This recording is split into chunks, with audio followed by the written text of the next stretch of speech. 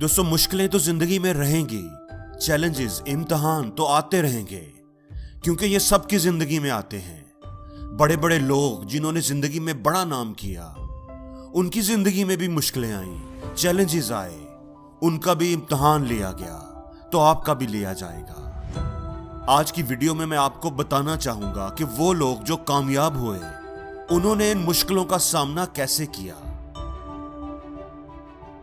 ये दो भाई विल्बर और ऑरवल, जिनको राइट ब्रदर्स कहा जाता है, जिनकी साइकिलों की दुकान थी, साइकिल बनाकर बेचते थे, उन्होंने एक ख्वाब देखा।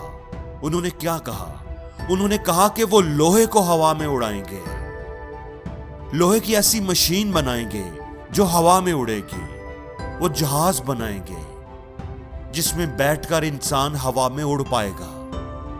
तो जब उन्होंने ये ख्वाब देखा होगा, लोगों को बताया होगा, उस पर काम शुरू किया होगा, तो लोगों ने क्या कहा होगा? मेरा आपसे ये सवाल है कि लोगों ने क्या कहा होगा?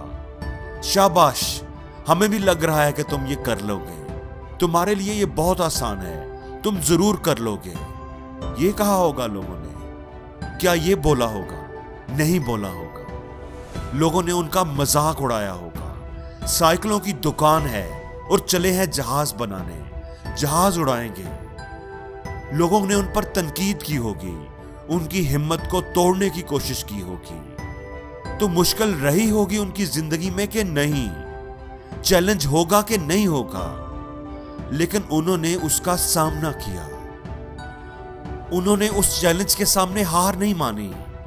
उन्होंने एरोनॉटिक्स की ढेर सारी किताबें पढ़ी, बार बार कोशिश करके, कई नाकामियों के बाद 1903 में उन्होंने जहाज बनाकर उड़ाकर दिखाया।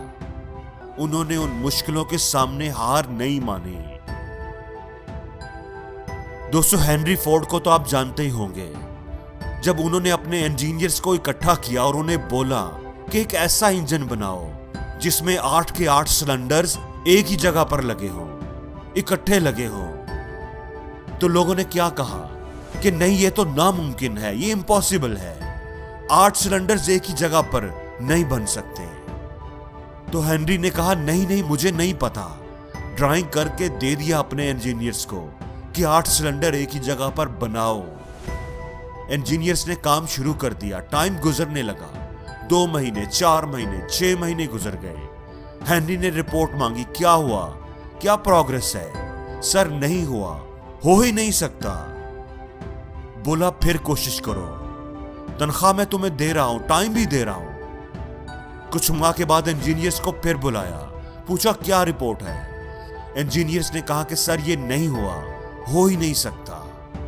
तो हेनरी ने जो जुमला बोला वो मैं आपको बताना चाहता हूं। हेनरी फोर्ड ने क्या बोला? 3 लफ्ज बोले, ये मुझे चाहिए ही चाहिए, मुझे ये 8 सिलेंडर एक ही जगह पर चाहिए ही चाहिए। कितना टाइम लग जाएगा मुझे इसकी परवाह नहीं, लेकिन ये 8 सिलेंडर मुझे एक ही जगह पर चाहिए ही चाहिए। दोस्तों, ये वो लोग थे जिन्होंने मुश्किलों का सामना किया, चैलेंजेस को फेस किया, और जो दुनिया सोचती थी कि नहीं हो सकता, वो करके दिखाया। दोस्तों, इस दुनिया में हर कामयाब होने वाले आदमी को चैलेंजेस को, मुश्किलात को सामना करना पड़ता है, फेस करना पड़ता है।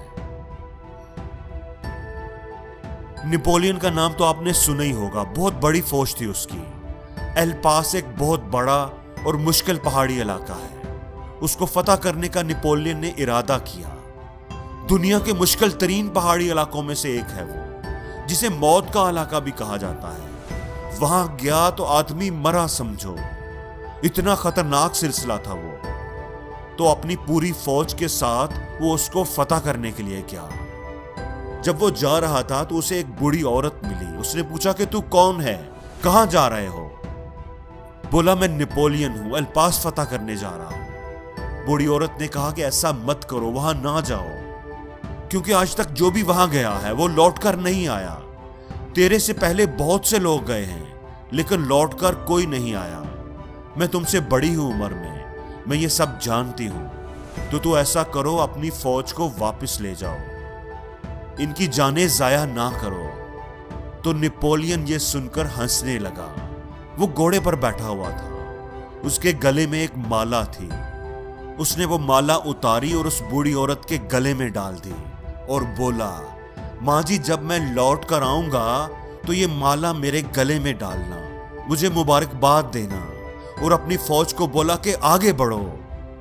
मुश्किलें कहां नहीं होती मेरे दोस्तों, इसलिए कभी भी मुश्किलों से बचने की दुआ ना मांगो, बल्कि उनको फेस करने के लिए, उनका मुकाबला करने के लिए हिम्मत और हौसला मांगो। और जिंदगी में हर रोज कुछ नया सीखो, नया सोचो, नया करो, लर्न करो।